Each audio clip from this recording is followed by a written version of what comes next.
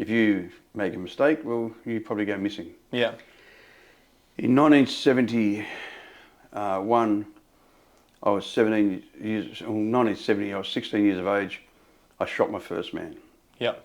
I was a career criminal before that. My first arrest is 11 years of age. I was going to ask, when was the first time you actually got arrested? What was that for? Shop, break and steal. Yeah. Cold. Not like a shoplift? No, not shoplift. We broke into the shop. We had it for 3 days and we emptied it. You know, it was a major crime. You know, there was 12 guys arrested with me. I had a crew. Wow. At 12 years of age, I had a crew that worked with me. Yeah. I got arrested for that. Then fast forward, 1971, I get arrested. We have a shootout with the police. Welcome, legends, to another episode of the INTOCHANGE Podcast, and thank you for joining me on another episode. So I'm your host, Ben Lowe. Today I'm joined by Ron Isherwood, and I will give him a bit of introduction in a second, but before we do that, I do have a very small favour to ask, and that is if you have been enjoying the content, especially today's episode, I know you guys are going to fucking love it. Please just go ahead and hit that subscribe button and share this with just one of your friends that you think might get some kind of benefit out of it, because as you know, the more eyes and ears we can get on the podcast, the bigger and better guests I can bring for you guys, and in turn, the more value we're going to be able to deliver. But over to Ronnie. So he's an ex-crim, an author, and also a transformation coach, now helping people with drug and alcohol. Coming from a background of heroin addiction and crime himself, he's now using that story to help so many people. And to be fair, I mean, coming from that sort of background myself, I think that he's definitely qualified to be doing this, but the psychologist might not think so. So let's go there real quick, eh? Yeah. Well, I know for a fact, from my experience, which, you know, I've been doing this stuff for 42 years. Yeah. 1981, I got clean. Yeah. When I got clean originally, it was through other people like myself helping me. Yeah. The support of the people that had been there before. Exactly. Yeah. Connection. Yeah. And understanding empathy and compassion is two things that a drug addict doesn't have, because first of all, we have to look at what addiction is. It's a physical, mental and spiritual disease. The physical part of the disease is once you start, you can't stop. Yep. That hanging out for it, that need for it, the cravings. The compulsion, it's called a compulsion. The obsession is the mental part of it, where you're thinking about how can I get some more, and I've got to get on tomorrow, and that obsessive part. It just controls your life. Exactly. And the spiritual part is the most detrimental part. It's your soul. The total self-centeredness. When you're using chemicals of any type, it doesn't have to be chemicals, because addiction can also be through sex, can be through shopping, can be through gambling. Yeah. All these addictions. Anything that you use to externally validate, right? We get a short-term gain without the care of the cause and the cost. We don't care about the cause and the cost. We don't care about it's causing us to lose family, friends. It's costing us money. It's costing us our jobs. It's costing us everything, really. A lot of those things. Yeah, I call it the great remover. The great remover. It will start removing everything you've ever had. Okay, I like that. The first thing that happens for me when I use is my integrity goes. Because I don't care about you anymore, because I only care about the drug. Yep. The second thing I lose is my mental health. I become obsessive about it. I have to get more. Because to me, I didn't take drink and drugs for a good time. I took it to block out. It started as a good time, but it didn't last long. Being honest. It never lasts long, does it? It's like it starts as a party, but then eventually it becomes, well, I feel like shit. Yeah. And how do I get rid of that shit feeling? I'll take more. the thing. That's like, have more and more and more. And you know, it's like the gift that keeps on giving, right? Because once you have it once, you need to keep having more and more and more of it. Yeah, I like to say the gift that keeps on taking. Yeah, true. Yeah, it promised me the world and it gave me an atlas. You know what I mean? Like, I know a few people like that. So do I. And that's something we'll talk about later on. Is about integrity and about having principles. Because you know, you hear people say it, and they say it all the time. Oh, drug addicts have got no principles. It's pretty well right. We have no principles because there's only one thing that's demanding our attention, and that's the need and desire and the compulsion to use more. And we go to any lengths to get more. It's crazy the heights that you will go to get score drugs. I heard on one of the other podcasts that you broke out of jail. I broke out of jail. Broke out of jail. We'll probably go there in a second. Where did the addiction side of things start for you? Because from what I heard, you had a pretty rough upbringing. Raised around gangsters. Yeah, my life starts off bang. I'm born into a criminal family. And when I was talking about a criminal family, I'm talking about some shoplifter down the road who stole something to pay for food for his kids. I'm talking about career criminals. The Waterside Workers Union in Victoria in the 60s and 70s. Painters and dockers, right? Painters and dockers. Yeah. They were the Australian mafia. They were the gangsters. You know, and we had a mafia here too, you know, but The mafia used to be backstage. They never went through. They never went near the painters and dockers. Yeah. The painters and dockers controlled the wharfs. Yeah. They controlled what came into the country, because you've got to remember, we didn't have containers. Everything came in the hull of ships on pallets. Yeah. And they'd pull them out with cranes, and they'd steal all the boxes off it. They'd steal whatever you wanted off the. Yeah. Plus, they had what they call ghosts, where there might be a ship with 150 people working on it. There might only be 100 on there, and there's 50 ghosts. So the bosses were getting 50 wages a week. Yeah. On each ship. Yeah. You work it out, it's a lot of money. It's not bad, yeah. You get and say, you got 6 ships in there, 300 sets of wages a week that you didn't have to. You don't have to do fuck all for. Do fuck all for. Yeah. In those days, there wasn't the same taxation departments and all that sort of stuff. Plus, they would hold the ship companies for ransom, because when the ship came in, the painters and dockers' job was to take the barnacles off it, because that cost more fuel to run with all the weight. The shit stops them from sliding through the ocean, so they clean all the barnacles off them. You put the anti-foul on it, and you got to check the bearings and everything else. And if they got rusted, then the doctors would say, "Well, that really needs to be welded out, and it might be good for another year or two." But they go, "We can't give you the roadworthy, the shipworthiness to leave. Yeah, yeah. But if you give us 50 grand, we'll just We'll forget wipe about it, that." that's fine, yeah. So there was so much graft and crime and Extortion, all that stuff. extortion. Yeah. Now, all the guys that were in the painters and dockers, you didn't just walk up and ask for a job. You were invited into that union. You were born into it. You were either born into it, or you was like a made man. Somebody had to vouch for you. And if you stuffed up, then whoever vouched for you was in trouble. Yeah. And what usually with the painters and dockers, the painters and dockers motto was, "We catch and kill our own." So you can imagine what your punishment is. Yeah. If you make a mistake, well, you probably go missing. Yeah. In 1971, I was 17 years. 1970, I was 16 years of age. I shot my first man. Yeah. I was a career criminal before that. My first arrest is 11 years of age. I was going to ask, when was the first time you actually got 11 years arrested? of What age. was that for? Shop, break and steal. Yeah. Cold. Not like a shoplift. No, not shoplift. We broke into the shop. We had it for 3 days and we'd emptied it. It was a major crime. There was 12 guys arrested when we had a crew. Wow. At 12 years of age, I had a crew that worked with me. Yeah. I got arrested for that. Then fast forward, 1971, I get arrested. We have a shootout with the police. Yep. We're doing a big warehouse break into, a bit like Harvey Norman or electrical goods. We're stealing the whole lot out of it. We've got truckloads, we're loading into the trucks. We're stealing that. The cops come. Someone pulls a gun out and starts shooting at the cops. The cops start shooting back at us. We have a siege. We can't get in, we can't get out, they can't get in. Yeah, it's just a standoff. One of my mates gets shot in the face. I thought he's dead. He lands on the ground, all his half his head gets blown off, and I'm like, oh. And I'm 16. Fuck. I'm 17, just turned 17. 17 in 3 months I am. Myself and another guy, we run down to the front windows of the building, and it had steel bars on it. We pick up a stereo and throw it through the front, because we're going to dive through the front window and get away. And we smash the window. As we smash the window, we try to get out between the bars. These guys are running down with shotguns on night watchmen. So we turn to run back towards the back of the building, because they had us surrounded, and they shoot us with the shotgun. My mate got hit with the full blast of it, lifted right off the ground. Yeah. And I got all the overspray on my right side. I got hit with the shotgun pellets from my head to my toes. Just, and lucky they were small pellets. It was what we call buckshot, which was to shoot rabbits and shit like that. If it had been real stuff. If it had been a solid, you're fucking... Yeah, we're dead. Yeah. If it had been SGs, that's got 9 balls, we'd be dead. So he gets shot, I get wounded, not bad. I run inside and I hide. I find a room in a warehouse, and I climb into the side of a big TV box. TVs those days used to be ginormous. They had a radio and a Not TV. like they are now, right? Yeah. They had a radio, a TV and a record player all in one. Yeah. So I climbed in this box and I'm hiding. They catch me, blah, blah, blah. So I go to Pentridge at that age. So my life was pretty hectic from a 17-year-old boy sitting in Pentridge charged with 5 attempted murders. Was this because of all the shooting that had taken place within the warehouse? In the warehouse it was 3, and one of the guys that was with us, who never got shot, he'd given me up for shooting a couple of other guys that were gangsters. And so I got charged with 5 attempted murders. So at 17 you were shooting blokes? 17, yeah. At 16 I shot my first man. Fuck. But it was normal. Yep. And when I shot my first man, I was with my father and he abused me for shooting him in the legs. You weak fucking dog, shoot him in the legs, then they'll come back and square up. Yeah.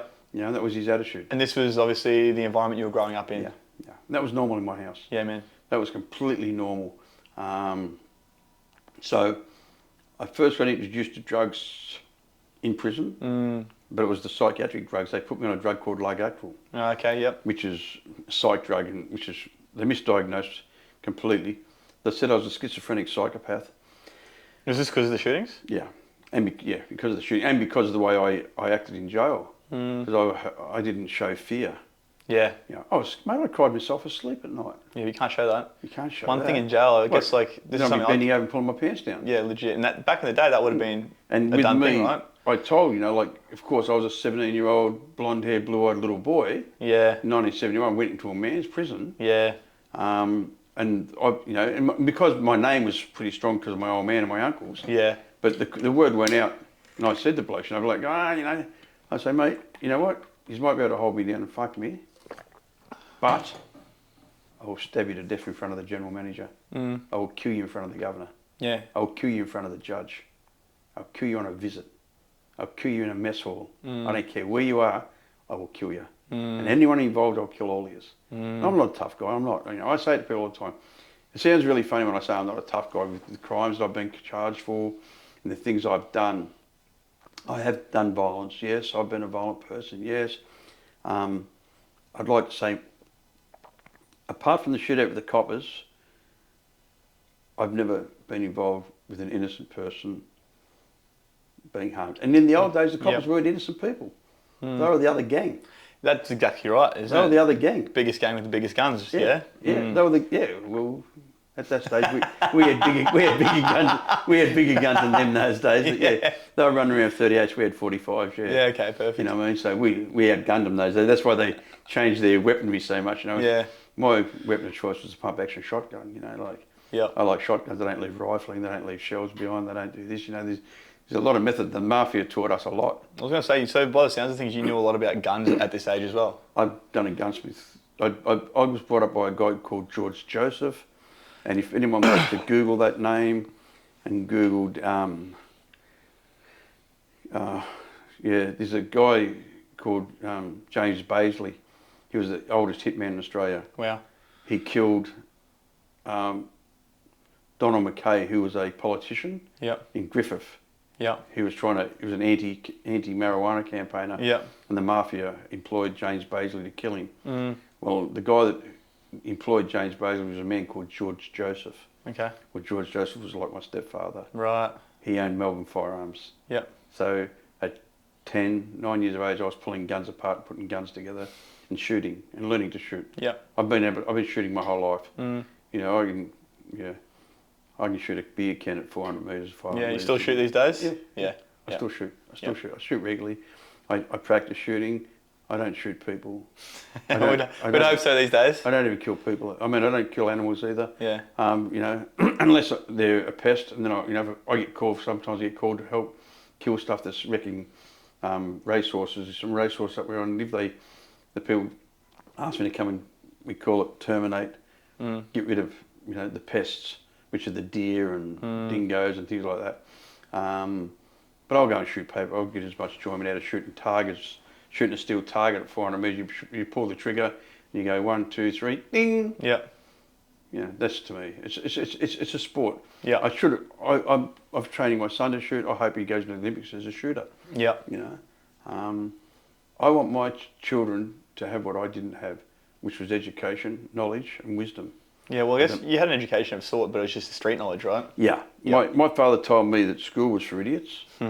You're not going to learn anything at school that it's going to serve you in your life. Yeah. I told my dad when I was about 12, one of his mates said, "What do you want to be?" It's really funny. And I said, "I want to be a lawyer." Because I'd seen how much money my old man and his mates were paying lawyers. And I'm thinking, well, I want to be a lawyer. You know, robbing the robbers, right? I see big bags of money. In those days, you've got to remember, the highest bill was £20. Yeah. And $20, you know, there was no 50s and 100s. Yeah, okay. So, you know, when you're talking 10 grand, you're talking a big bag of cash. You know, I'm a kid and I'm going like, whoa. He's looking like the Monopoly man at this point in time. Exactly. Yeah. Well, my old man also had illegal gambling casinos, so we'd bring home bags of money and he'd get me to count them for him. And if they were ripped, the $1 notes, because we used to have $1 notes and $2 notes, I could keep them. Yeah. So all the ones that were you are just ripping them on yourself? Yeah, no, I didn't have to, because there'd be lots of them there that were torn up and that, you know. Because you've got to remember, most people that gamble have got the bones out of their arse. Yeah.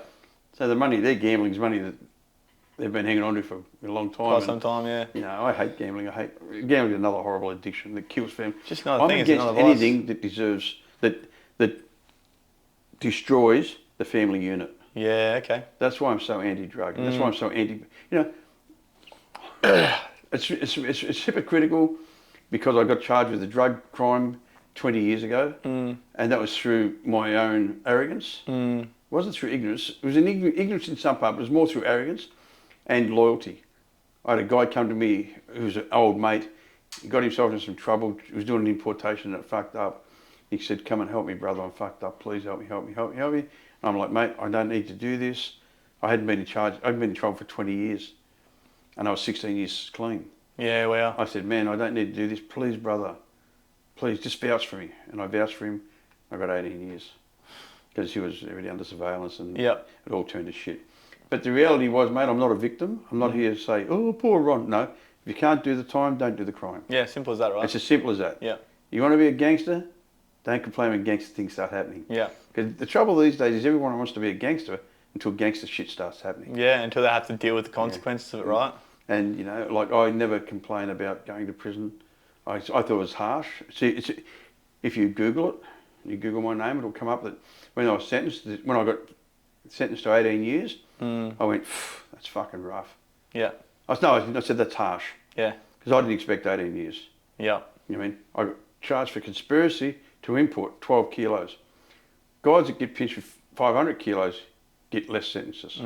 Mine was a fuck you. Yeah, it was just making a statement out of you. Mine was a fuck you because they, you know, and I'd gotten away with a lot of stuff over the years. They wanted you bad, right? Yeah. I'd lived the life. I rubbed it in their face. But you know what? I didn't win. I didn't win, mate. Yeah. I sat in a cell for 8 years, missed out on a beautiful 8-year-old girl, turned to a 16-year-old woman. Wow. She moved back to America with an American mother. My ex was an American, so I'd met her in America. Yeah. She came to Australia, she fell pregnant, she had a child to me. She didn't marry a crook. She married a hard-working businessman who was very successful and very wealthy. Yeah. Next thing I got back involved in the old world. That's right, and It wasn't her things just choice. turned like that, right? Yeah, and it turned like that, mate. It did. Over an 8-month period, my life went from the penthouse to the shithouse. In literal sense of the meaning. Literal sense of the meaning, you know. I was sitting in a waterfront mansion with my boat out the backyard, my 3-car garage, my race car, my sports car, and my drive car in the garage. All the materialistic things you want, you know, the watches, the gold, all. But the biggest thing I didn't have was spirituality. I didn't have spiritual peace. Yeah. I didn't have peace of mind. I didn't have compassion for the human race. Yeah. I still thought the world owed me something. Yeah. It was really sad, you know. When I think back, I was really ignorant. I was so arrogant and ignorant. Those two things mixed together are a horrible thing, which our country's run by. Hey, hello. Sorry for interrupting your podcast, but I just wanted to quickly jump on and tell you about the must-have personal development tool for 2023, and it's called the Happier, Healthier You Journal. So I'll take you back to about 6 years ago. I'd just gotten out of jail for the last time and was starting my journey of personal development and growth. There was heaps of gurus, heaps of information available, but so much so that it became confusing. So I came up with the Happier, Healthier You Journal to help you to navigate what can be an absolute minefield. From the very get-go, you open the page and it'll challenge you to dive deep with self-assessments, daily activities, and check-ins to figure out exactly where you're at, where you'd like to be. And then from there, the journal becomes the tool to help you to bridge that gap. So to get your hands on this, click on the link below and don't forget to use INTOCHANGE10 at checkout for a cheeky 10% off. I'll see you back over on the episode. Quite literally. Our country is run by ignorance and arrogance. All our systems are run by ignorance and arrogance. Our police forces, our judicial systems, our fucking prisons, everything's run by ignorance and arrogance. Well, I think the principle of it itself makes sense, but then you have these people that just go and bastardise it, the people that want power, the greed, the money, everything else that comes with it, right? This is the question I ask everybody. These are the rules and regulations. They say they're failing. Are they working? No. How long have we been using them? Years. Why don't we change them? Yeah, that's it. It's an age-old system that's now trying to serve a new society, right? Exactly. Yeah. The world has changed so much with digital, social media, and yet we've still got the same bastard laws and rules. Look, the war against crime isn't working. Change it. The war against drugs isn't working. Change it. How do we change it? Maybe have a look at what some other countries have done. Yeah. Switzerland. Yeah. How's their crime rate going? Dropped. How's their drug overdose going? Dropped. How's dropped. Yeah. How's their recidivism rate in prison? Dropped. Oh, I wonder what they're doing.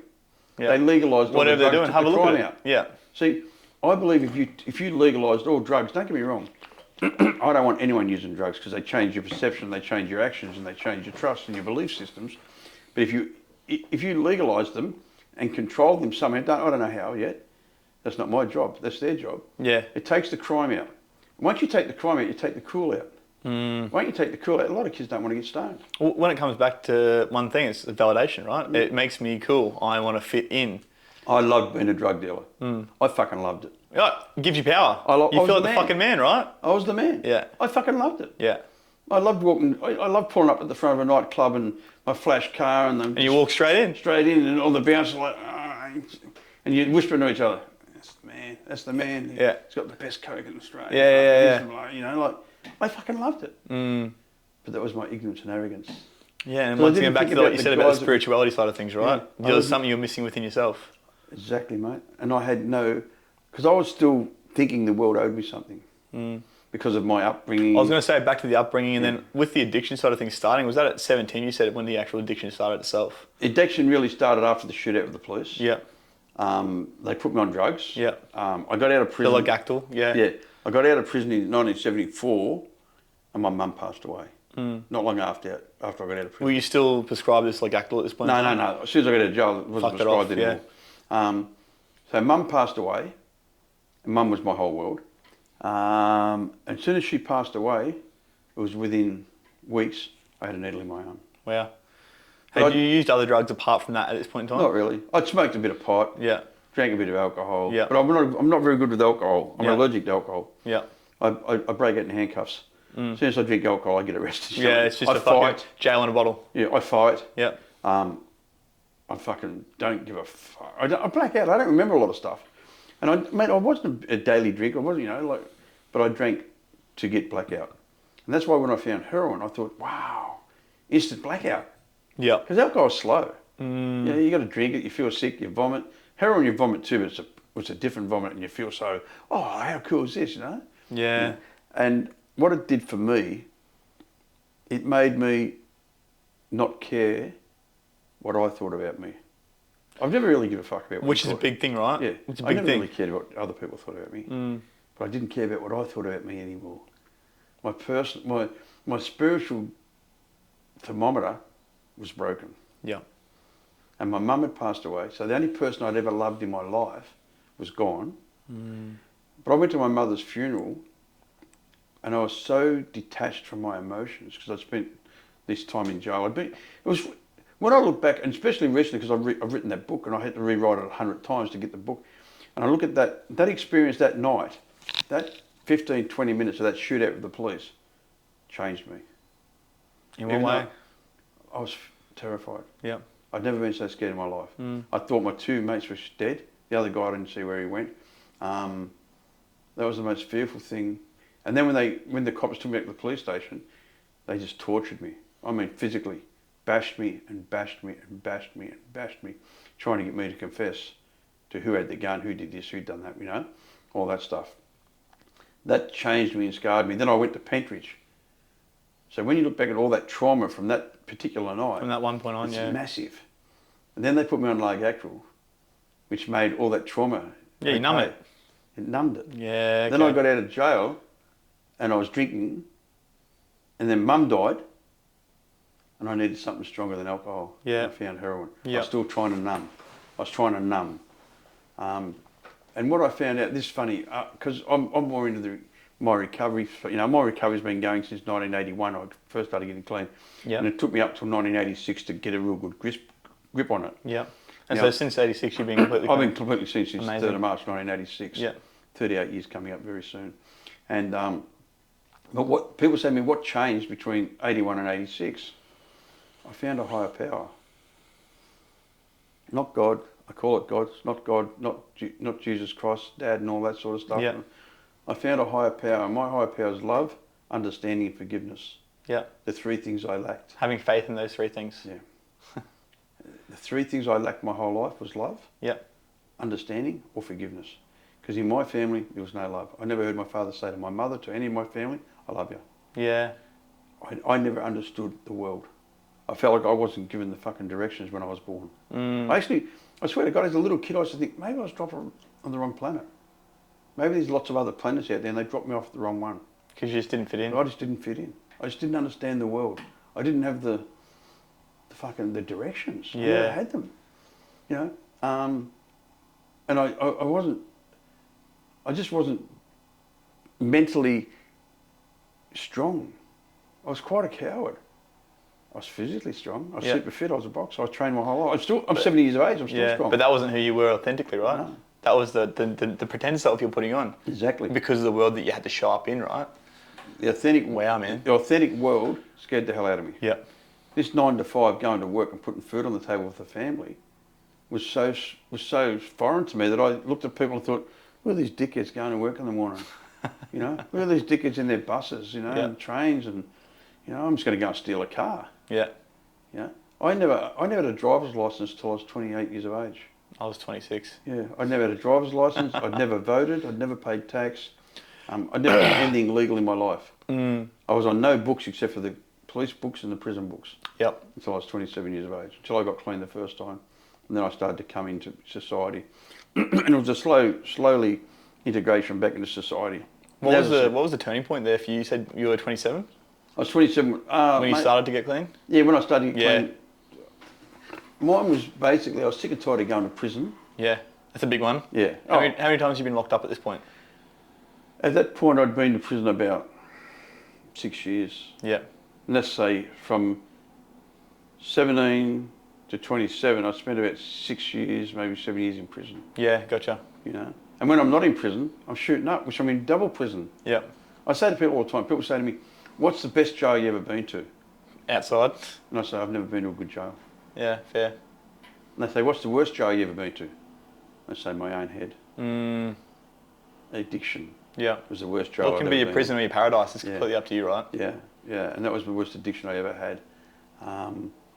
So fast forward to 2002 when I got arrested. My whole world crashed down. This was the most recent time after you'd already been out this for a while. After being out, I was 16 years clean. Yep. Multi-millionaire. Yep. Had everything. Got caught up in it, and my ego was out of control. Was this because, do you feel that this was because of obviously coming from where you were to where you are now? Yeah. It's like, I'm fucking unstoppable. Yeah. Nothing can bring me down. Yeah. I thought I was a big time crook. Funny how the universe puts these little things in our way to sort of be like, all right, let's see how fucking serious you are about this, dickhead. Exactly. Mate, look, exactly. And after being arrested and sitting in the cells, Yep. I got bail. And in 2004, I got bail after a year. And in 2004, I got the sentence to 18 years. And of course, I fought it. You know, went through trial. Of course. Spent $600,000 on lawyers because I thought I had enough money to pay my way out. And isn't that just the worst feeling though, being that you're going through that? You're almost in limbo, but by the sounds of things for you, you had that in your head, you weren't going to jail anyway.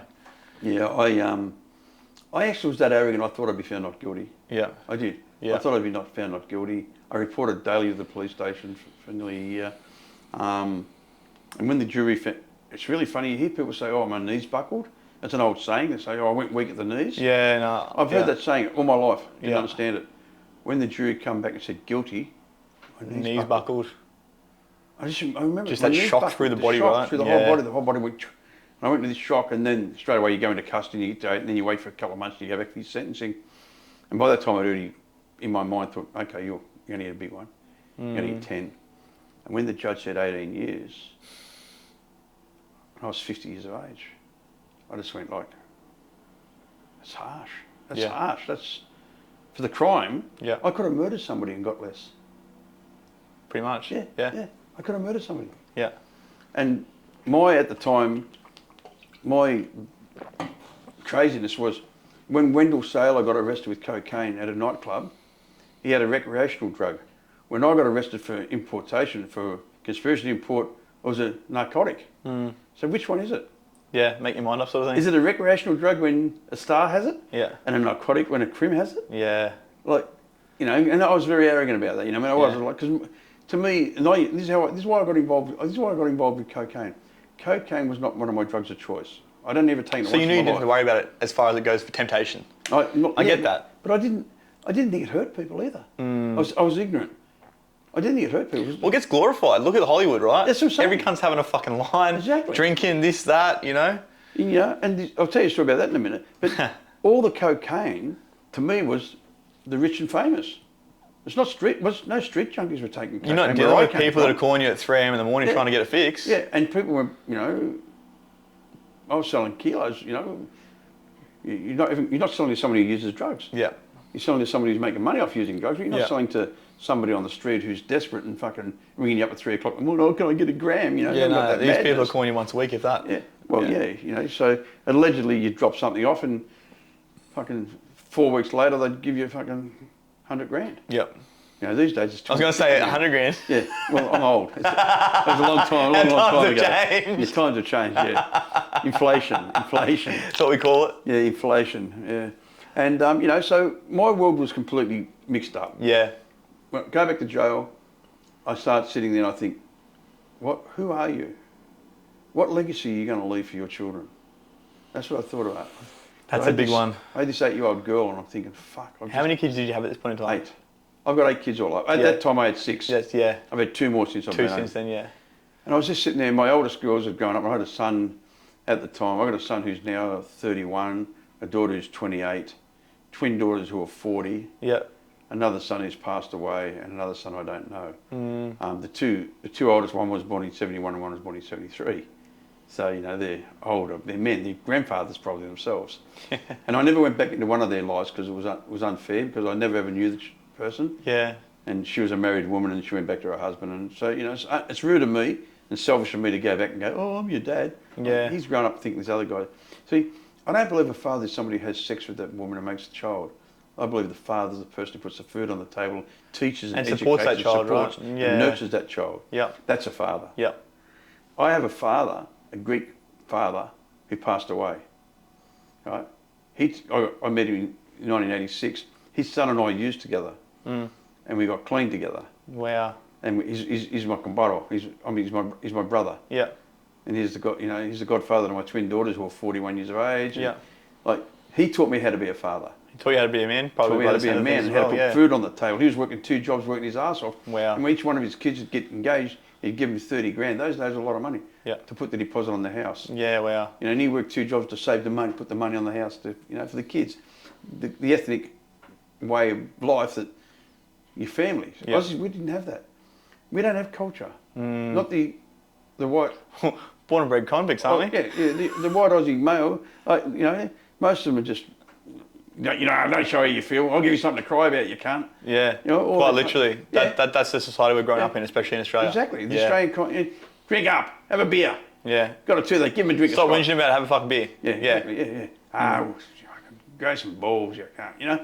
All that madness. Now, my mum used to say to me, first he used to beat me to make me cry. And then he'd beat me if I cried. So I got to a point where I wouldn't cry. And he'd just beat me trying to make me cry. So, so you're really confused as a kid. Well, this is where, I guess, we have so many men now that are emotionally unstable and no emotional intelligence at all, because they feel these emotions, and what do? They try and mask it, or they try and put it into something else where they get angry, they bash people, they do all this. They join clubs. Right? But it comes back to a fact that they can't be vulnerable because they got taught that from such a young age. I mean, I remember being told that as a young age, don't fucking cry. Oh, you're right, mate, your fucking head's not falling off, you're sweet. Yeah, Get the fuck up. Yeah. And now we have all these men that are, abusing women, not being able to, I guess, even express their emotions at all. And it's all playing out as we see the society now, this toxic masculinity. Toxic masculinity. But it's not even toxic masculinity, it's just toxicity in general. I call it ignorance. Yeah. I call it ignorance. And we have to, that's what my job is here today. Your job right now is to tell people it's ignorance. Yeah. We can show you another way. There is a way out. I haven't had a drug for 38 years nearly. I'm not saying it to boast, I'm saying it's possible. Well, you're living fucking proof, brother. I haven't committed a crime for over 20 years. Yeah. I've committed 1 crime in 40 years. And I'm a career criminal. Yeah. I can be... Are you though? Because you can be anyone you want to be right now at this point in time. I'm not a career criminal anymore. That's right. Right now, I'm a man, I'm a human being, I'm a man, I'm a father, I'm a husband, I'm a friend, I'm an entrepreneur, I'm incredibly successful at anything I do, which fucking freaks me out. It still freaks me out today. It's like, I've been in touch with a golden wand. I started a car company renovating cars when I came out of prison. It went crazy. Became one of the highest ranked car building companies in Australia. Anyone Google Sugarman Classics, come up, bang, Ronnie Isherwood Sugarman Classics, and all the beautiful Corvettes that I make, because I specialised in C1 Corvettes from 58 to 62. And I got the best reputation in Australia for building those cars. I've had a jewellery company for 40 years. I've still got the same business partner for 37 years. That's integrity. You don't stay in business with somebody, and especially when I went to prison for eight of those years I was in a prison. And yet our integrity and our business partnership's still the same. It's crazy, isn't it? That's all that says about your word. If I tell you I'm going to be somewhere, and I'm there on time, I'm late. That's my integrity. I believe in 8 demands. I believe in openness, to state where you stand, not stand your ground. If I say to you, mate, Benny, it's not good, and you say, oh, well, that's, and I say, well, no, fucking listen, cunt. I say, that's standing my ground. If I say, mate, well, that's your business, that's your opinion, but I'm entitled to my opinion. What you're doing is wrong, and it's going to cause you harm. I'm being open. Calling out the bullshit. I'm being open, And then the accepting part is that how you take it is. It's got nothing to do with me. It's your acceptance. Now, I've got to be reliable enough to have this conversation with you. And I've got to be reliable enough to trust that you're man enough to take those words. To actually take it on board. Then we've got to be consistent, because you don't change overnight. Then we've got to be thorough. We don't cut corners, because cutting corners will leave residue. Residue grows. Out of small things, big things grow. Correct. If we leave a defect of character. See, I'm a firm believer in not playing up with my wife. My wife will never know. I know. That's right. I know. Mates of mine say to me, oh, they won't know, but we know. And that's the worst part of it. You've got to live with that. If you play up on your missus, right, and she's the woman that you love, the mother of your children, the person you spend the most time with, what are you going to do to me? How you do one thing is how you do all things, right? Yes. What are you going to do to me? If you're going to lie and cheat and steal off her, what are you going to do to me? You're going to lie and cheat and steal off me. Fucking See, I have people that I mentor, and they say to me, oh, I've got this chick, and I say, mate, stop. Why would you throw away a diamond and pick up a stone? So she's better than your missus. The shiny objects, right? The shiny objects. I say, so this girl here that you fancy, she's better than your wife? No. You want to live with her for the rest of your life? You want to lose 60% of your property? You want to make an ass of yourself in front of your children? Quite literally. To sleep with this girl? Is it worth it? If it's worth it, go for it. By all means. Have a second to actually think about it, right? If you're prepared to pay the price, because everyone's got to pay the piper. If you're prepared to pay the price, do not whinge to me. That's why you never heard me whinge when I got 18 years. No one came out to that jail and sat there with me and I cried. I said, I'm so sorry that I fucked up on my family, on my commitment, on my fatherhood, on my husband. Because my ex-wife didn't deserve to be with a crim. That's not who she married. She didn't marry a criminal, a drug smuggler. She married this jeweller that built houses and was a wonderful guy, and her whole world revolved around me. My eldest daughters didn't know it. They knew I'd been to jail in the past, but by this time they're 20 years of age when I got arrested, and they're crying saying it's got to be a mistake. Dad helps people with drug addiction.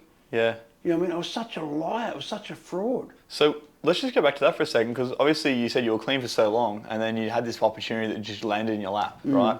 And there was an ego that got in the way.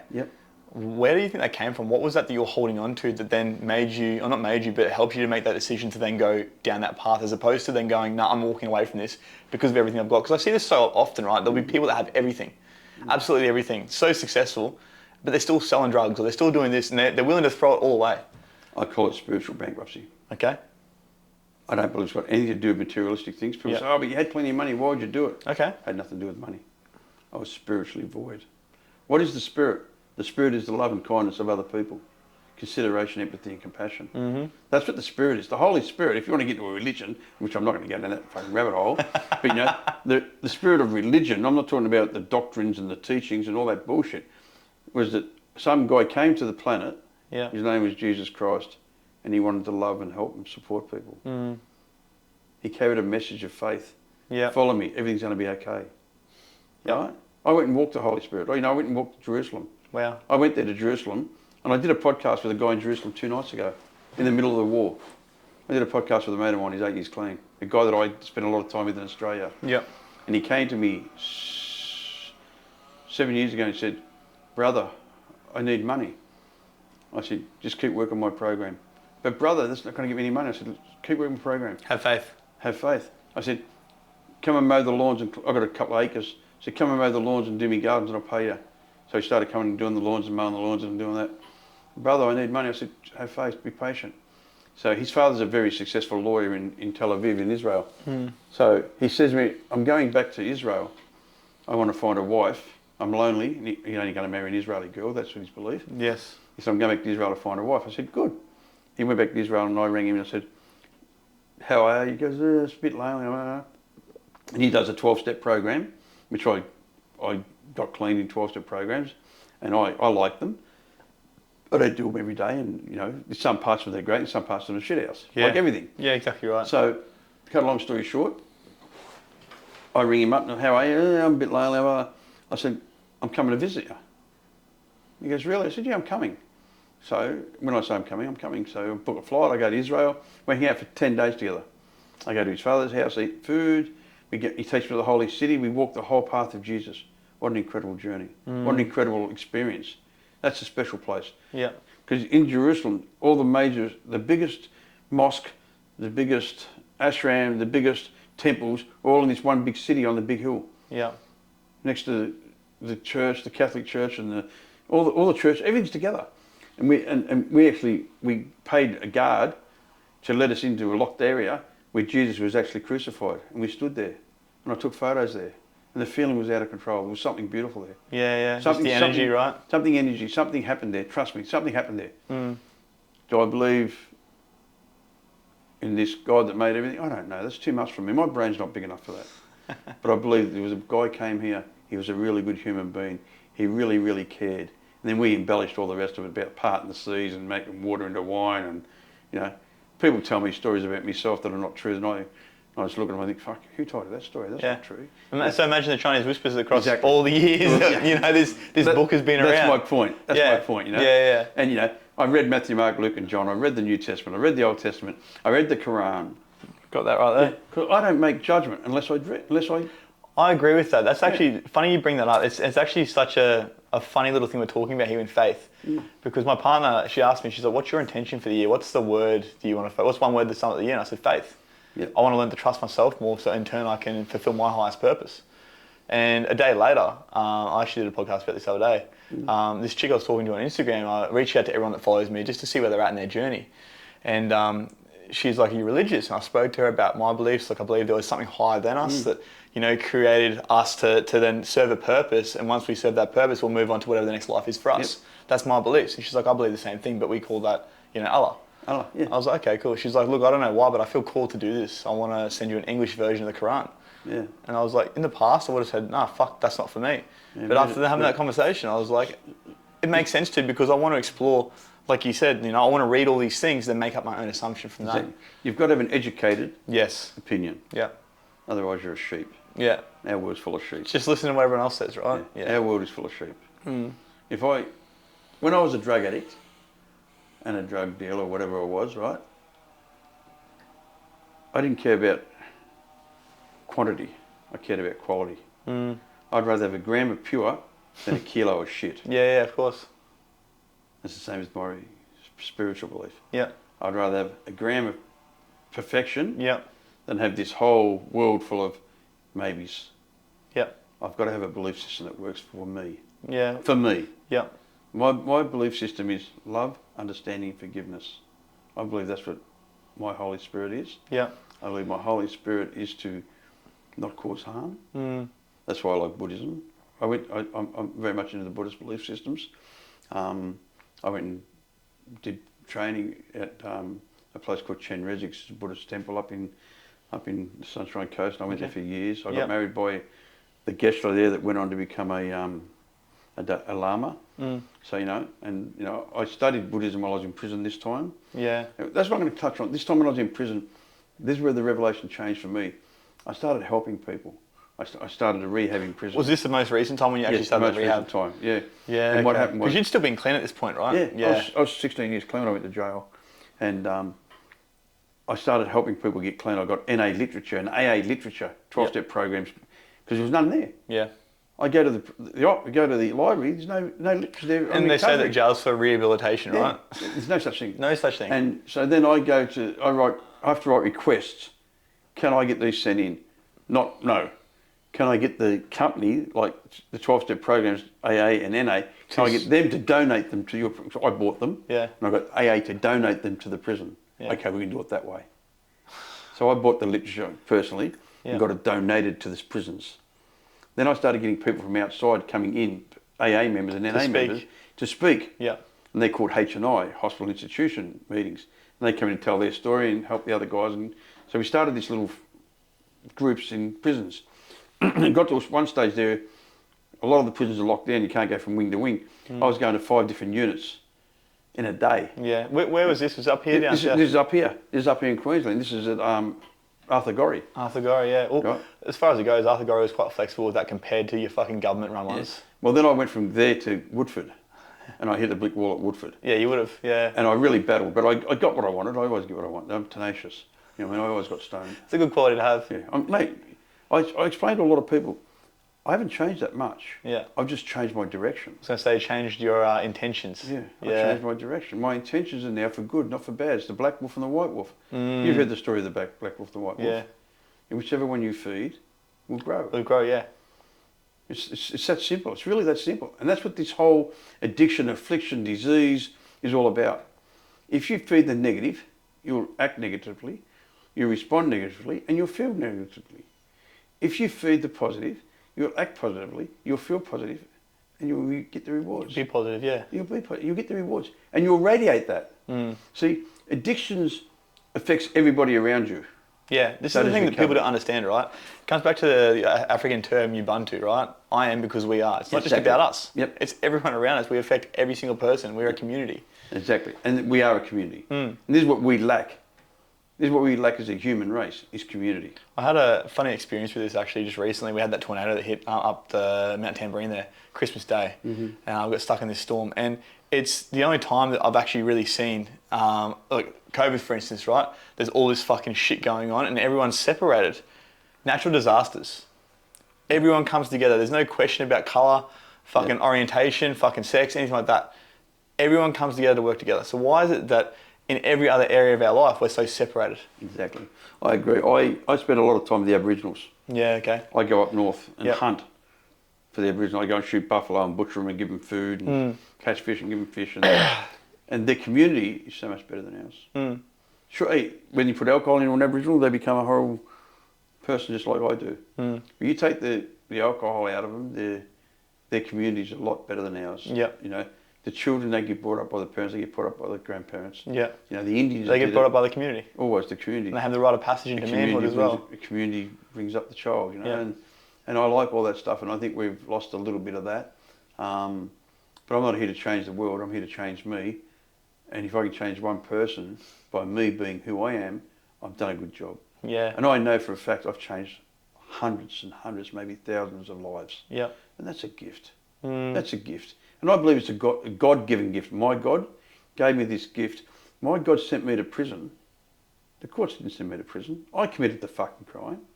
The courts didn't send me to prison. I sent myself to prison. But it's because you didn't listen to the taps. Yeah. You walked one path which got you to that point in time. And when I went to prison, my higher power gave me I already had these tools, gave me the opportunity to use my tools to help so many people in prison. So many people got clean from me being in prison. Yeah. So many people that, you know, as I said, my nickname used to be the Pied Piper of recovery. Wherever Ron goes, people follow. Yeah. And, you know, I get a little bit emotional because I can think of people in my head now living on other parts of the world that are in recovery, that have got wives and children that were fucking street junkies in and out of prison their whole lives, whose mothers and fathers were junkies. Now they're living in other countries teaching They've broken my that trend. They've broken the generational, the trauma there. The trauma. They're teaching my teachings. That's what our job is. Yeah. I'm a teacher. People say to me, well, what do? You know, really, I'm a teacher. I teach people how to love themselves. Yeah. And give them the ability to, once you love yourself, then you can let somebody else love you. Yes. And then you can give your love to them. Yeah. Then that love can be carried on together. That's what a partner is. A partner is an equal. And this is the funny thing we see in so many relationship dynamics, especially in this day and age. It's like, what am I missing in myself? You fill that void for me, come together, and that's just straight away trauma bonding. But as soon as that need is fulfilled, then it's like, well, I'm bored now. What am I going to do? I'm going to go cheat. I'm going to go get back on the drugs. I'm going to drink. But like for me, I got this understanding after not my most recent relationship, probably 2 relationships ago. Me and this girl broke up. I cheated on her. I was a piece of shit. You know, I did a bad thing. Yeah. But we do it, right? It happens. You learn. Exactly right. Yes, you know, not a mistake. It's a lesson. And I'm in a better place now because of it. It's a blessing. But every relationship I had from then moving forward, previous to that was, well, I'd go to jail. I'd get out. First girl to give me a bit of attention. Fuck yeah, I haven't had this in a fucking little while. Straight into it. I was looking for what I was missing within myself. But then I got the understanding that a relationship's not about this. It's about meeting someone where they're at and 2 people growing together. Because if you're not growing together, you're growing apart. And that's what I saw playing out in every relationship for me prior to that. And in all relationships, I'm going to send you my 8 demands. I'll send it to you on the email. Yeah. I live by them. Yeah. Openness, acceptance, reliability, consistency, thoroughness, congruence, respect and honesty. Yeah, can you go a bit further into each one of those and what they mean to you? Well, openness, as we touched on before, openness is to stay where you stand, not stand your ground. But also the biggest part is to have an open mind that I need to have help. Yeah. But I don't know all the answers. For a lot of men especially, that's a vulnerability that they don't want to show because it's like they're used to being the one. Yeah. I'm important, I'm significant. Yeah. And as soon as they feel as soon as they let go to, I don't know the answers, it's going to be a negative thing. The more powerful I become, the humbler I become. Yeah. It sounds weird. The more powerful I became, emotionally, spiritually, the more humbler. When I was strong physically, I had no humility. It was really funny. Yeah. Because I was a really strong human being. You know, I'm nearly 70. I'm still really strong. You know, people go, "You're 70?" I go, "Yeah." They go, "You train every day?" "Oh, yeah." They go, "Are you serious?" I go, "Yeah." They go, "I've got a 4-year-old and an 8-year-old." They go, "What?" I still do somersaults into the swimming pool. Yeah. I'm 70 years of age. Never stop playing, right? I don't know I'm 70. Yeah. My doctor says to me sometimes, "Ron, will you please look at your birth certificate?" So, you know, I'm always hurting something, cutting something. Still having a good time, right? Oh, fuck yeah, man. My life's not over. And so acceptance, to accept the things you can't change. Is this just letting what is happening just be? What it is. Rather trying to control the things that you can't control. The only thing you control is your attitude towards it, your response towards it. You change your attitude and your response, you'll change the situation. Change the outcome. Yeah. Look, and work out what you can change. And what you can't change, accept it. If you can't change it, just accept it. Don't focus on the problem, focus on what the solution's going to be. Exactly. Yeah. You just accept it, you know. Reliability. If you say you're going to do it, do it. If you say you're not going to do it, don't do it. That's a big element of trust. If I'm on time, I'm late. That's a physical one for me, you know. Yeah. Be reliable with my thoughts and my feelings. Now, if I'm reliable, if just I'm in a relationship with a girl, she says something that hurts me, and I don't tell her that it hurts me, and forget about it. Tonight, I find myself being resentful to her. Yep. And starting to take my shit out on her subconsciously without even knowing where it's coming from, because you've just obviously buried that thing that's caused issues for you. And you've got an emotion from it. Yeah. So I say a problem shared is a problem halved, and our secrets die in the light of day. Okay. So once I say to that girl, and I do it immediately, "Honey, what you said fucking really hurt my feelings." She's like, "I'm sorry, I didn't mean to." "Okay, honey, that's okay." I've got rid of it. Yeah. If I don't do that, you fester on it and you make a story up in your head. My brain will say, maybe she's seen someone else. Yeah, bro. Why has she been a cunt to me? Why the fuck is she treating me like this? Yep. I'm a fucking good bloke. And then I start getting indignant about it. Like, fucking bitch, you know? Like, resentment starts coming. Fuck you, I'm going to go and fuck somebody else. I've started that cycle of old tapes. So crazy what our minds will do to us, right? This is why I say all the time, you have a thinking problem, not a drinking problem. All the time, people just don't understand what I say to them. Stop worrying about whatever your substance of diversion is. Whatever your fucking activity of diversion, stop worrying about it. That's not the issue. What are you diversion? What are you trying to get away from? Yeah, what are you running from? What are you running from? Yeah. Let's face what you're running from, okay? Consistency. You start the day at 5 mile an hour, you finish at 5 mile an hour. You start on a diet, you don't just go fucking hungry. You slowly get into it, you know? You start training, you can't just go and do your PB. No, that's right. Not straight off the bat. You've got to warm up into Work it. up, warm up, get going, you know, consistently. And you do it every day. Yeah, that's it. The 1%. Small changes become a big change, right? Better, you know? Yeah. Now, thoroughness, this is a big one. Everyone, a lot of people miss out on this. Okay. If we were to clean this room, and I said to you, okay, we're going to clean this room. What are you saying about my room? My way. Yeah. My way. Yep. We're starting at that vent. Okay. We're going to clean around the top of the vent, around the lights. Yep. And then we're going to clean the top shelves. Yeah. Because everything falls to the ground. Yeah, okay. The last thing we do is sweep the floor. And where would I start? The floor? Yeah. Exactly. Most people start on the floor. Yeah. So how are we going to clean? Let's clean the room. Okay, start cleaning. That's not thorough. You can come around and clean my house anytime, mate, because I'm fucking starting on the floor. Yeah. That's thoroughness. Yep. You know? And to me, congruence. I don't ask you to clean the vents if I'm not prepared to clean them. Yes. It's really important. So are they two separate ones, or is that one in the same? No, they're two separate. Okay. They're two separate. Congruence is really important. Yeah, so not delegating unless you're willing to do it yourself. And that's why I don't tell people. I don't tell people how to withdraw of GHB. You haven't been there. Because I haven't been there. Yeah. I say, this is how I came off methadone. This is how I came off heroin. I can't tell you how to come off G. I can't tell you how to come off ecstasy. Yeah. But I can say, okay, I can do this part. Okay, ecstasy's a derivative from methamphetamine. When I was a methamphetamine, I used to get into psychosis and I'd have verbal and oral psychosis and I'd hear and see things. Oh, fuck, so do I. Now I've related to them. Yeah. Now they've come into my school. Connect. Now we've connected. Yeah. But if someone talks to me about G, I can't talk to them. I say, I don't know. That's not my wheelhouse. Yeah, there's not much. And I'll go and get somebody who's been on G and say, talk to this person. How did you get off G? That's humility. That's because of those demands.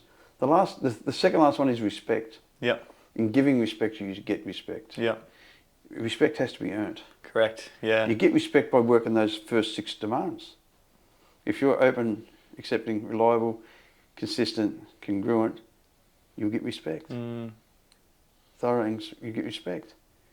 And the last one is honesty. And that's honesty means not adding bits on so it looks gooder. You know, I'll just fucking add a little bit so it's a bit better. Never let the truth get in the way of a good story, right? Or leave a little bit off so I don't look that bad. Yeah. Tell it exactly how it is. Exactly how it is, yeah. Fucking, that's honesty. And at the bottom of those demands, I have a word called action. And at the end it says, take the I out of the middle. I act on these demands 100% to the best of my ability. Yep. And that's what you got to do. The best of your ability. Not my ability, the best of your ability. And you practice it. And you're consistent. And you're thorough. And you're humble. And what happens then is you start to get this way of life that's fucking incredible. And people start to treat you differently. You start to think of yourself differently. It's like, I'm reliable. I don't take shit from anybody. But I'm not doing it in an arrogant way. I'm coming from a place of love and kindness. It's coming from humility now. Instead of, like you said, a place of, I need to Where be important. before, I was all aggression. Yeah. Talk to me like that, I'll cut your fucking head off. Yeah. That's ego. Yeah. That's arrogance. That's abuse. Whereas now, if you talk like that, I'll just cut you off of my life. Yeah. I'm still killing you. Yeah. But in a different way. Yeah. I'm still getting rid of you. Yeah. But it's not harming me. I'm not harming myself anymore. And I don't tolerate bullshit. If someone's rude to me 3 times, it doesn't happen the 3rd time. Twice, you know, what I call rude is if they're unreliable, tell me lies, you know, things like that. You know, unless they're sick and they're in addiction. But if it's someone who's got no excuse, I just think, mate, I don't want that in my life. I don't need it. Because that's the standard you keep, right? If you keep 5 people around you that are shoplifting, guess what? On day 6, you're shoplifting. Yeah. Fit in or fuck off. Fit in or fuck off, simple as that. Yeah. You don't adapt to the environment, you adapt to the environment, right? Exactly. And I say it all the time, you know, I surround myself with positive people. That's why I'm doing this podcast for you today. You come highly recommended. You know, it's like he's trying this kid, he's having a go. Appreciate that, my brother. You know, I do. People say, mate, he's having a go. He's fair income. He comes from a good. If people, some people have got massive egos. I won't go on their podcast. Of course. And I'm nobody. Don't get me wrong. I'm nobody. I've been around a long time. I've got a lot of respect, but at the same time, I don't do this for numbers. I don't do this for anything. I do this because I'm trying to really honestly help people. Yes. Don't get me wrong. I'd like to have 1 million followers. Because that means I'm fucking helping. But that means you can help more people, right? It's coming. Okay, look, having followers for one reason or having followers for another. You know, it's a shadow or dark. Significance because I'm not important enough and I need to be important. Yeah. Or 100 million followers because that's 100 million people I can potentially change their lives. That's exactly what I am. And that's the shift. That's me. Yeah. I'm 100 million people, so I can touch 100 million people. Yeah. And I really, really do honestly mean this with my whole heart. My motivation is to help create a better environment for my grandchildren's grandchildren to grow up in, because I'm not real happy with the way it's going at the moment. And I was part of the problem. Yeah. Now I'm part of the solution. Well, we're only having this conversation off air. Like, I've got a boy who's 5, and for me, it was once upon a time I wanted to be the next Tony Robbins. Yeah. But why? Significance, ego. Yeah. And now I want to put a program together to help and come to kids that are at risk, kids that are one day going to be my kid. Yeah. Because if you can change that world, it's bringing a better world then for your children. 100%. 100%. We have to stand up as a humanity right now, as a human race, and say enough's enough. These wars that are happening are just not on. Come on, mate. It's 2024.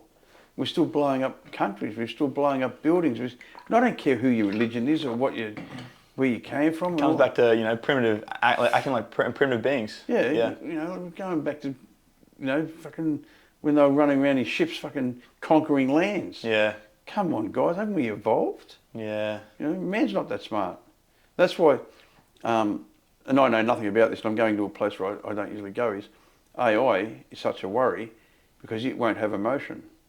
And without emotion, you make decisions based on statistics. You just act though, on, like you said, numbers. And numbers. Yeah. Well, the whole world's about numbers. Okay, the population of this country is 4,230,000, blah, blah. For that country to survive, we need to be down to 3 million. Okay, let's worry about 3 million people. Yeah. There's no emotion. It's a scary thought. It is when you think about it. It's a scary thought. Elon Musk, who I think is a genius. Oh, 100%. He's the richest man in the world for some reason. Yeah. So there's something there. I have a real funny thing, I believe they're time travellers. Yeah. The Elon Musk, the other guy that was crippled, I forget his name now. Remember Stephen Hawkins. Yeah. Bill Gates, all these guys, I believe they're time travellers. Yeah.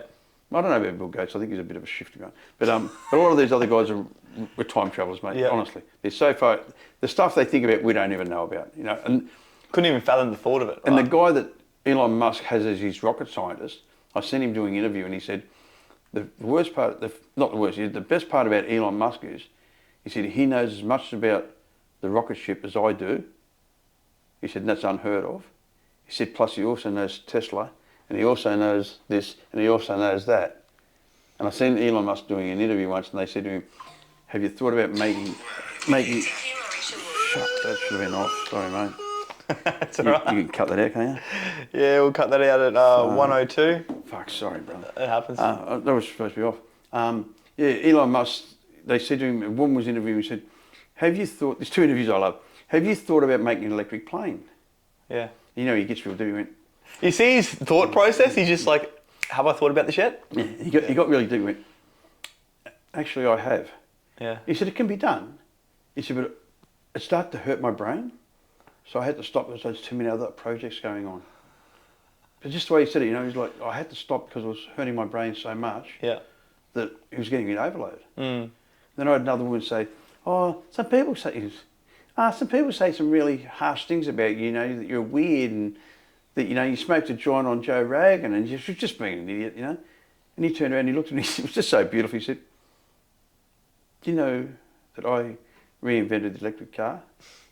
That I built a spaceship that's going to take people to the moon? And this way he just looked at that and he just started laughing and he said, and you expect me to be the same as everyone else? He said, I am weird. Yeah, just the way he said, and you expect me to be the same as everyone else? Fuck. I was just like, fuck you. Yeah. It was just so beautiful the way he said it. Like, he wasn't angry, arrogant or nothing. He just said, do you know who I am? What I've done? And you expect me to be the same as everybody else? He just started laughing. Like, I love the guy, and I think we'll go back to where we were, we got sidetracked. Tangent. We need to focus on helping each other. We need to focus on trying to be the best human beings we can be. Not the macho. Man. It's not just about us though. Yeah. Us being the best versions of ourselves is about creating a better environment for everyone else around us too. When I say us, I mean the whole world. Yeah. Yep. I have this dream, and I'll say it out loud, I don't know if you've said it yet. I have a dream of having some of the best rappers in the world that are in recovery go around the world doing sober gigs where you can't take alcohol or drugs into these premises. They're not allowed. And you can be drug tested before you go in, do a saliva test, whatever. See, I also have another thing that anytime I'm going to do stuff with big companies and things like that, I don't want phones on the people. I want to have an envelope and lock their phones up and give them back the envelope. Yeah. Because I want people's attention. Everyone's diverting. We're in such a distracted society, right? Like the attention span's gone from 15 to 20 seconds down to about 3 to 5. Yeah. I go into restaurants and I see a whole family.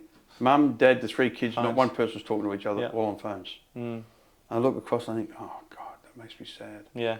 That makes me sad. And then you see a couple on a first date and they're connected. But then you see them a year later, they're on the phones. Yep. It's just, it's another diversion. I believe in a few more years I'll be treating people for phone addiction. Yeah. For social media addiction. Yeah. I do. I really believe Well, it's exactly the same thing, right? It comes back to external validation. And you're looking for validation of people you don't even know. Yeah. How many likes did I get? Yeah. How many downplays? How many this, Yeah. I have some friends who do social media and I really worry about their mental health. You know, people say bad things to them and they take it personally, respond to it. And you get a shitty comment and fucking all of a sudden it ruins someone's day. Yeah. I get the haters, I laugh. Yeah. There's a photo I put up, it's like, I was once a crackhead, right? And it's just like something to get really get people's attention. Yeah. The amount of people, because there's a photo of me just there like iced out. Yeah. And then there's a photo of me looking really good. Yeah. Oh yeah, you put the pipe down and picked the needle up and got on the steroids. It's like, so what if I did? Yeah, I did once upon a time. I'm not on steroids now, but what's the difference? Thanks, I mean, you know what? Thanks what's for the your relevance? feedback. You know what I mean? What's the relevance? Thanks, because they say haters are supporters. Yeah, thanks for boosting the algorithm. Thank you. Yeah, haters are supporters. Haters are supporters. Yeah. I had a guy come on and put down. He sent a personal message, to a woman I know. Oh yeah. And said, do you know this guy was a drug smuggler? I was an ex-federal policeman, and he'd been kicked out of the police force because he's an alcoholic. And she rang me and said, oh fuck, I just got sent this message, and it was actually on my. He'd put it on my Instagram. So me being me, I rang him personally. I got his number and I rang him. I said, hello, dick sucker, how are you? He's like, what? I said, it's Ron Isherwood here. I said, you fucking want to talk about me? Oh, I was part of your case. I was investigating. I said, I don't give a fuck what you were. Yeah. I said, what are you doing now? Oh, you got kicked out of the police force, did you? Being drunk. Yeah, but we got you. I said, alcohol. Sounds like you used my program. I said, alcohol got you. And the funny part was, this is a true story. Yeah. After we'd had our interaction a couple of times, I told him, I said, mate, you need to get a life. Yeah. You need to start working your program, get some help. You're fucking sick. Then he said, do you think you could help me? And I said, no, I can't help you. Find someone else. Find someone else, yeah. Yeah, because, what he did to me was disrespectful. And, yeah. But, he was talking about something that happened over 20 years ago, trying to throw it in my face now because of his sickness and feeling so bad about himself. And that's what hate is. That's where it comes from. Yeah, hate is. And the funny part was he got attacked so badly by all my supporters that he just fucking never ever came back on on social media again. He's like, he just got attacked. Yeah. People saying like he helped save my son's life. Yeah. You fucking piece of shit. Imagine that, right? Reaching out, having the audacity to do that, and then realizing, oh fuck, well, where do I stand with this? I'm the problem here. Then he's like, do you think you can help me? Yeah. No, I can't. Yeah. I have a spiritual advisor, which I don't talk about often, but I do. I've had the same spiritual advisor for 37 years. And I still go to him today. Not every day. But if I have a question, because I say to everybody, if you have a question that you haven't found the answer to, you haven't got the answer. You need to ask somebody else. If you're not getting it yourself, it's out there, but it's just not there for you. It's not there for you. Yeah. And I believe part of my humility is to be able to say, I don't know, I'm wrong, I need help. I was actually listening to a podcast about this the other day, right? And a lot of people will ask for, let's say they'll ask the universe or they'll ask God for the answer to something. But then when they don't get the answer they want, they go into this negative spiral, I can't do this. Yeah. But it's about actually owning the fact that I don't know, I've got to leave it open to something else to tell me, or someone else to tell me, or something else to give me a sign, right? Exactly, it is. And so I was saying, I don't know, I'm wrong, I need help. Yeah. I have patience, and I suppose to say to all the young people, like I was talking to that story before about the Jewish boy. Yeah. Just do your program. Yeah. Just keep working the demands. Do your program, and the podcast comes out in 2 weeks. You watch it, and he talks about this, and he goes, "Now I have the perfect wife. I have an 18-month-old baby. I have a perfect career, my own job, my own company." He said, "All you used to say to him was, be patient, have faith." He said, "Now I've got everything you told me," and that's the proof. There's an 8-year journey between him and I. And I've got guys that I've had for 20 years and more. I've got people that I've had for a long time. Yeah. I haven't had one of my guys come back to me and say, "Your program's shit, I hate doing what you tell me. Yeah. It doesn't work." The only time it doesn't work is when you don't work it. When you don't do the steps. When you don't use the tools that you're given. You don't, it's like when I say to them, listen, if you go to the doctor and he gives you fucking medication for an infection and you don't take it and the infection doesn't heal up, is the doctor fucked? Or are you a fuckwit? Right? Or are you a fuckwit that doesn't take your medication? I was the fuckwit that didn't take medication when I got involved again in that crime. I didn't go to my spiritual advisor and say, oh mate, this is what I've been thinking. If I had him, he would have said, are you fucking serious? Yeah, he would have started to fucking pull your head in. He would have said, mate, you're fucking tripping. Yeah. Today, I run everything past him still. Yeah. 37 years later, I still run it past him. Why? You know, every night, I'll touch on this. Every night I go to sleep, you know what I say? Thank you. Thank you for helping me stay clean and sober today. And please help me stay clean and sober tomorrow. I've never prayed for him to lighten the load. I've prayed for him to have a stronger back. I don't believe my high powers there to lighten the load. No, not at all. I say, please help me get through this. Yep. And I know that he does because I have. You're still here. Because I have. Yep. You know, the adversity that I've been through in my life, and I say this sincerely and humbly, is because I have a gift. I'm here to help other people. Yep. There's so many people that are dead that grew up with me. None of them are alive. None of the people that I grew up with in school are alive. Most of the people that I know from the gangster world are dead. Most of the people I know from the drug world are dead. Why am I still alive? Because I'm fucking fantastic? No. It's also because you made a choice, right? You listen to the taps. Yeah, 100%.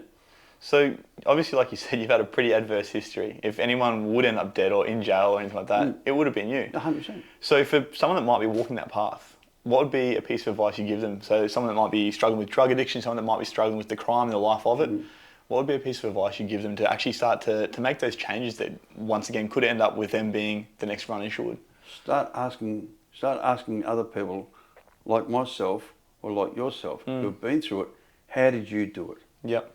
Because you can use the tools. I don't have to be exactly the same, but you can take a bit from me, a bit from Ben, a bit from Morgs, a bit from Russ, a bit from, different people. Look, the social media is so big now, you can actually, I get so many calls on a weekly basis, on a daily basis of people saying, they reach out through Instagram. They go, I can't believe you answered my call. I say, I answer everyone's call. Yeah, it's called common courtesy. That's what we're here for, right? Yeah. When you say you're here to help someone, it's not just about the money. Yeah. You answer the calls. I'm the same with that. I'll talk to every single person that follows me, right? Sometimes you get someone on ice and they're being abused, and I say, mate, you're a fuckwit, fuck off, you're not ready. That's the truth. Call a spade a spade. That's the truth. Yeah, that's the truth. So, mate, you're not ready. What do you fucking mean? You're supposed to help me. I said, no, you're supposed to want help. I fucking do. I wouldn't have rang. I said, no, you rang to abuse. That's it. Well, you put the offer there. They've got to want it. Yeah. They've got to take it, right? Yeah. Take the medicine. Yeah. Here's the pill. Take it. It's too big. I don't give a fuck. Chew it up. Yeah. Chew fucking hard too. I'm tough love recovery. Yeah. I'm tough love recovery. I'm not, all fluffy and lovey. I'm like, mate, you either do this or you're going to fucking die. Because I tell you, if you're a drug addict and you're out there living the life, there's only 3 places for you. Jails, institutions, or death. Yeah. There's 3 places. If you don't find recovery, you will find jails, institutions and death. It's a progressive disease, a progressive illness. If you think back to the first time you ever picked up a chemical, it has got worse. It hasn't got better. Oh, no. God, no. Because if it's got better, you weren't listening. Why are you listening to this fucking podcast? Yeah. It's the truth. Quite literally. Start getting honest with yourself. That's what I say to everybody. If you are looking for help, get honest with yourself. You need help. The next part after you need help, accept the help. And then hang on for fucking grim life, because it's tough the first 6 months. It's not comfortable whatsoever. No. It's not comfortable. If it was comfortable, everyone would fucking do it. There would be no drug addicts. Weight training is not comfortable. No. Boxing training is not comfortable. The first 6 months is horrible. The first 6 months, if you go to learn to box, because I train fighters, I'd be, straight left, right hand, left hook, straight left, right hand, left hook, straight left, right hand, left hook. Well, when can I have a fight? When I tell you. When will that be? When you're ready. When will I be ready? When I tell you. Yeah.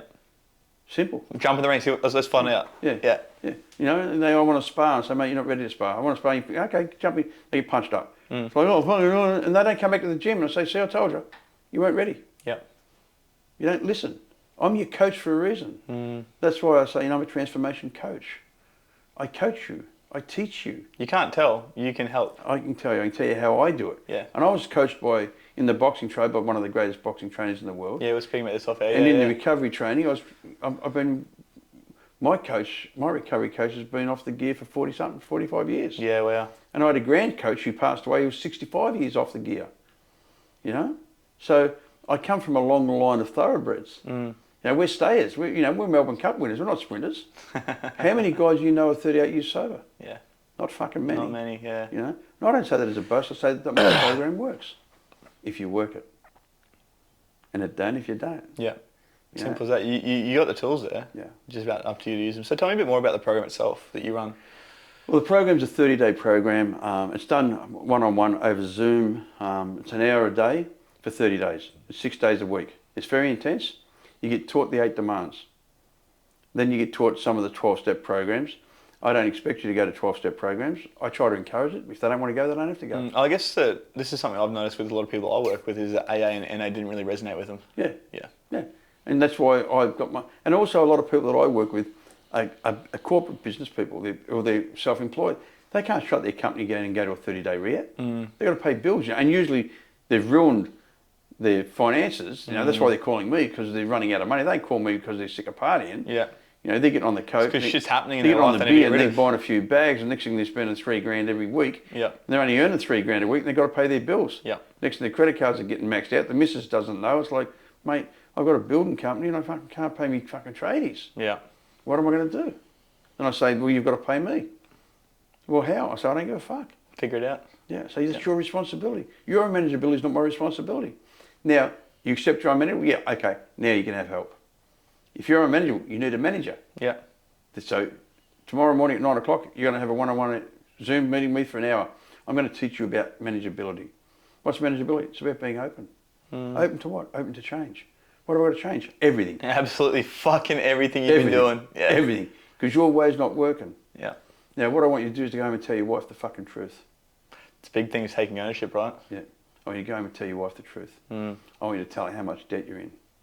And I want you to tell her that you're figuring out a way with a coach how to get out of this debt. And if we have to bring all the debts together. And we have to start paying people.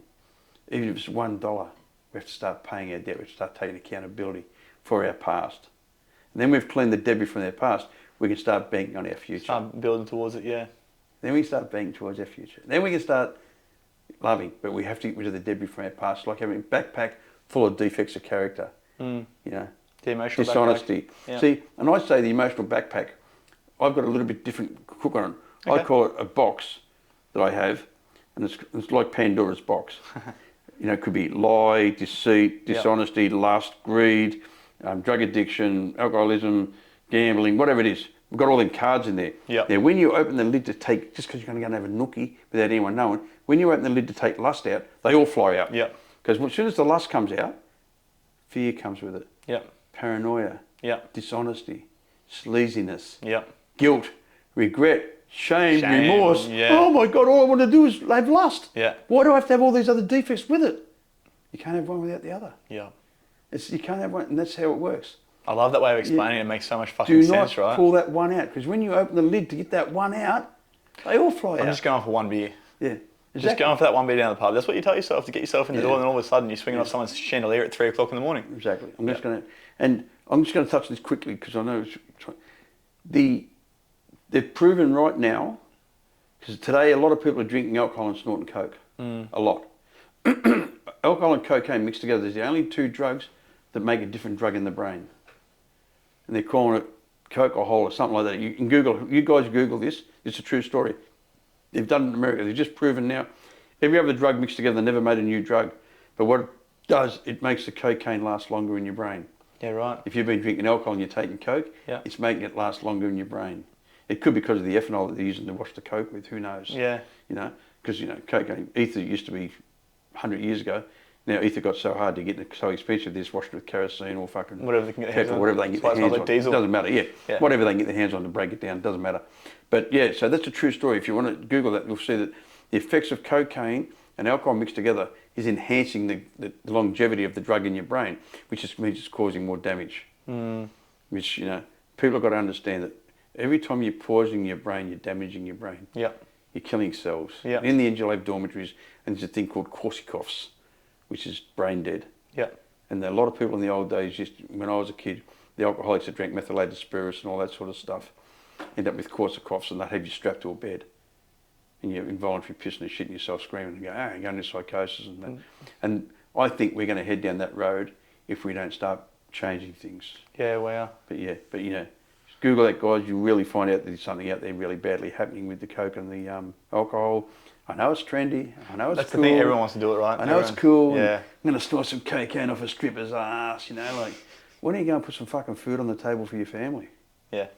Be real, man. Why don't you take your son fishing on the weekend? Yeah. Why don't you massage your wife's feet? Do something cool. Last time I massaged my wife's foot, she fell pregnant. But no. Maybe stay away from that one. You stay away from the massages. Ronnie, really appreciate you coming on, my Thanks, man. brother. Where can people find you if they want to find you? Website, At the book, obviously, as well. TheTruthAboutAddiction.com.